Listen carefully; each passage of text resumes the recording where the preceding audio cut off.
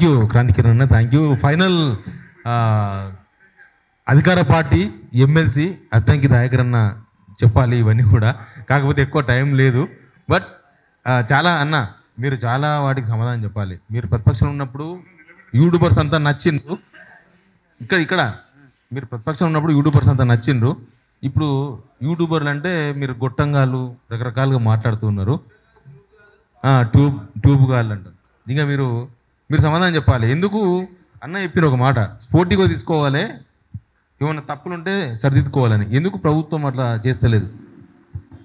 మధ్యన క్వశ్చన్లు కూడా అడగండి. కానీ ఇప్పుడు ఈ 2.5 గంటలు మనం కూర్చున్నాం, ఎక్కడన్నా ఏదైనా పరుష పదాలు లేకపోతే భూతు పదాలు అశ్లీలు వచ్చినాయా?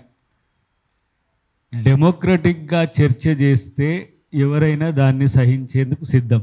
నువ్వెవరు సహించేందుకు? ప్రజాస్వామ్య ధర్మం అది. సమస్య ఏంటంటే అందరూ కాదు, ఒక్కరు. ఇప్పుడు బిందెడు మంచినీళ్ళల్లో ఒక విషం చుక్క వేసినట్టుగా కొందరు చేసేదానికి ఇలా జర్నలిస్టు సమాజం అంతా సమాధానం చెప్పుకోవాల్సిన పరిస్థితి వస్తున్నది. ఇప్పుడు ఇంతసేపు ఇక్కడ కూర్చున్నానంటే నేను 3 గంటల నుంచి 5 గంటలకు నువ్వు ఎప్పుడన్నా ఒకసారి మాట్లాడుపో అన్నాడు. అసలు ఫస్ట్ మీరందరూ ఏమనుకుంటారో వినాల్సిన అవసరం ఉంది. అది ముఖ్యమంత్రి గారి దృష్టికి కూడా తీసుకుపోవాల్సిన అవసరం ఉంది. ప్రత్యేకించి ఇప్పుడు వచ్చింది కేవలం రేవతి గారు, జాహ్నవి గారు చేసిన ఆ సంఘటన దృష్టి పెట్టుకొనే ముఖ్యమంత్రి గారు కూడా అంత తీవ్రంగా స్పందించిన మాట వాస్తవం. నేను ఒక వీడియో కూడా మీ అందరికి వచ్చి ఉంటుంది. మీరు ఆ వీడియో పెట్టేటప్పుడు మీ తల్లిదండ్రులకు లేకపోతే మీ పిల్లలకు చూయించి పెట్టండి.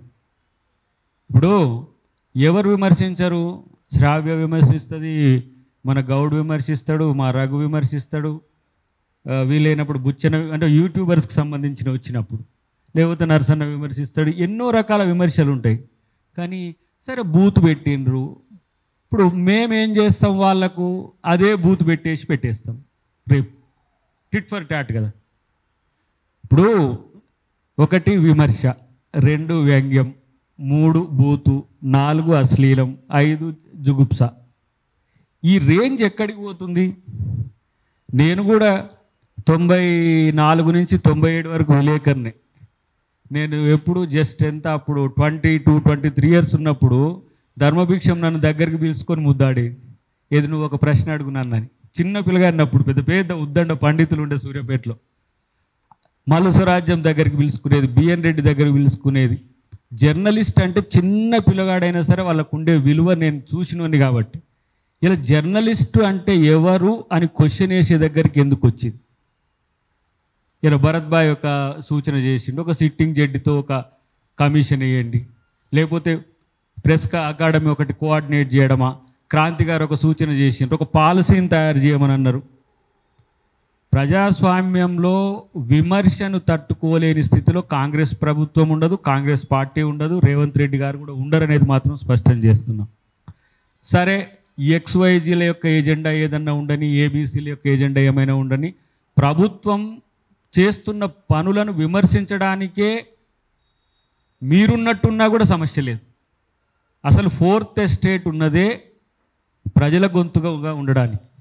జ్యుడిషియరీ ఒకవైపు అయితే, ఎగ్జిక్యూటివ్ ఒకవైపు అయితే, పొలిటికల్ సిస్టమ్ ఒకవైపు ఉంటే 4th ఎస్టేట్ ఈ ముగ్గురిని కూడా వాచ్ డాగ్ లెక్క చూసే బాధ్యత రాజ్యాంగం ఇచ్చింది. ఎవరో ఇక్కడున్న ప్రభుత్వమో కేంద్ర ప్రభుత్వమో ఇచ్చినది కాదు.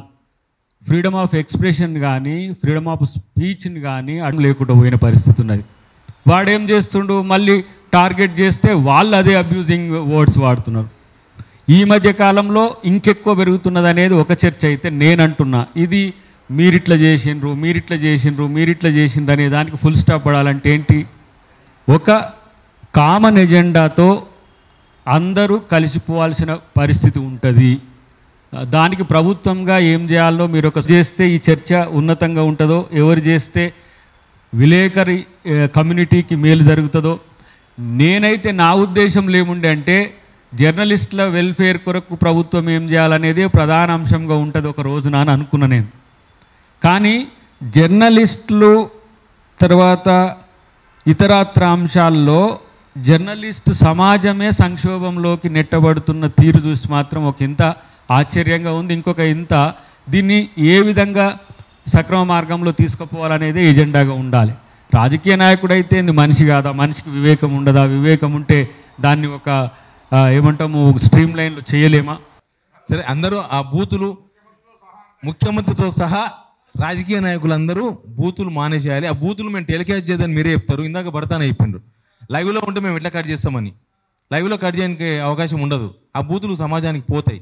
మళ్ళీ ఇప్పుడు మీ బూతులు ఏమో మేము ప్రసారం చేయొచ్చు, జనాల బూతులు మాత్రమే ప్రసారం చేయకూడదా? ఇట్లాంటి క్వశ్చన్స్ కూడా వస్తాయి. కాబట్టి ముఖ్యమంత్రితో సహా అద్దంకి దయాకరణతో సహా అందరూ బూతులు చేయాలి, అందరు కంట్రోల్ చేసుకోవాలని ఈ మీటింగ్ తీర్మానం చేసింది.